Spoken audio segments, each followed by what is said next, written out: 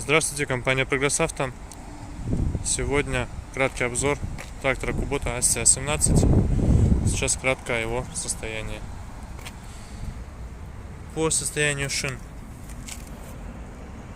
Износ небольшой, но видны мелкие трещины по верхнему слою резины. Видимо, на солнце постоянно стоял данный трактор. Задние шины также с минимальным износом. Здесь у нас дополнительный гидроцилиндр на навесном. Все это изгибает фрезу достаточно забавно. Можно наклонить ее под любым удобным вам углом, например, как сейчас. Состояние ножей видно. Видно, что некоторые ножи менялись, некоторые уже потертые, то есть частично, возможно, придется поменять.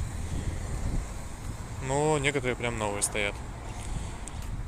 По правой стороне шины задняя также с мелкими трещинами, хотя износ минимальный. По передней шине то же самое, износ небольшой, но трещины мелкие уже появились из-за хранения, видимо, на солнце. Здесь у нас по правой стороне водителя регулировка горизонта, положение фрезы. По левой стороне под рукой коробка передач, повышенные и пониженные передачи и вал отбора мощности. По табло приборов 621 моточас наработки, температура, охлаждающей жидкости, уровень топлива и в принципе все, больше ничего особенного в этом тракторе и нет. Но есть блокировка моста классическая уже для японских тракторов, глушилка, он же декомпрессор, ну и набор педалей. В принципе все.